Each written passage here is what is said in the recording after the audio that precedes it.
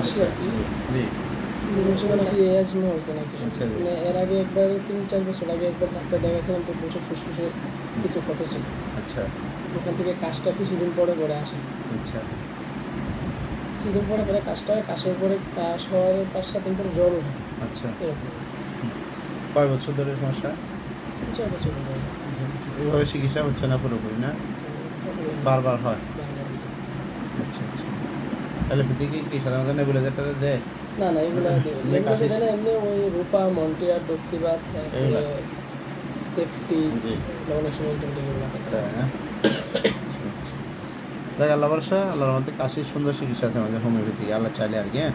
আল্লাহর রহমতে সুস্থ হয়ে যাবেন আর ইনশাআল্লাহ। এটি ছিল ৩-৪ বছর ধরে, যেটা আমার কাছে আসছিলেন গত এপ্রিল মাসের ১৮ তারিখে একবার ওষুধ নিয়ে গেছেন, কেমন?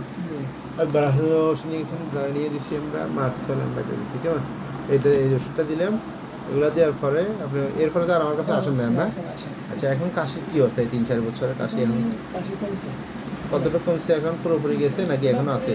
মাঝে, মাঝে হয়তো ওটা কোনো ধরা হয় না। ওইরকম নাই? এরকম হয়। আগে যেরকম প্রায় সময় আগে হয়তো, যেমন প্রায় সময় কাশি মানে হতো। গাম হলে হয়তো বলছিলেন আজকে ৩-৪ বছর ধরে গাম হলে আপনার কাশি হতো। কাশি শুরু হয়ে যেত, কেমন? আর এর সাথে শ্বাসকষ্ট হইতো। শ্বাসকষ্ট। এখন শ্বাসকষ্ট হচ্ছে? না, শ্বাসকষ্ট। ওষুধ নিয়েছেন তো আমাদের থেকে ২ মাসের মতো হয়ে গেছে, হ্যাঁ? এই ২টা ওষুধ দিয়েছি শুধু, ৩টা। এই ৩টে ওষুধ খেয়ে আসছেন এখন ২ মাস পরে, কেমন? আচ্ছা, ঠিক আছে। এর ভিতরে মুখে যে ঘন ঘন ঘা হইতে বলছিলেন, এই ঘায়ের ব্যাপারটা কেমন এখন? বা এই ২ মাসে কি হয়েছে এ পর্যন্ত? না, এরকম হয় না।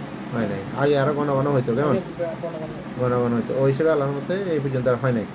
যাক আলহামদুলিল্লাহ। আপনাদের কাশি ৩-৪ বছরের কাশি আমাদের এক ডোজ ওষুধে যে আল্লাহর রহমতে এতটুকু ইমপ্রুভ হয়েছে, আসলে এটা হলো বড়। আসলে হোমিওপ্যাথিক এটাকে হোমিওপ্যাথিকে মানে আপনার ধন্যবাদ দিতে হবে। এটা আল্লাহ পাক একটা হোমিওপ্যাথির মাধ্যমে একটা বড় নিয়ামত রাখছেন আসলে।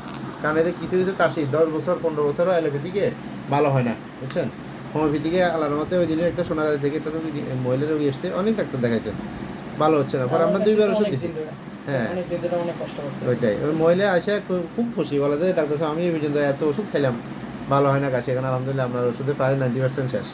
আল্লাহ, এটা একটা বড় মানে এটা নিয়ামত না? হ্যাঁ, নিয়ামতের ঠিক আছে বিষয়। না? এটা আসলে এমনিও আমার আব্বু আর কি হোমিওপ্যাথি ওষুধটা বেশি পছন্দ করে। যেহেতু অনেক সময় অনেক বেশি কাশি উঠে যায়, যার কারণে হোমিওপ্যাথি কাছে অনেক যাইতে চায় না। বুঝছি, বুঝছি। না আলহামদুলিল্লাহ, হোমিওপ্যাথিক ওষুধ এমন একটা জিনিস, এটা যদি আপনি অ্যাকুরেট ওষুধটা এপ্লাই হয়, তখন আল্লাহর রহমতে মানে খুবই সুন্দর কাজ করে। আপনি ওষুধ অ্যাকুরেট না হলে, সিলেকশনটা যদি প্রপার সিলেকশন না হয়, তাহলে সেক্ষেত্রে কাজ করে না। তখন হোমিওপ্যাথির বদনাম হয়ে যায়।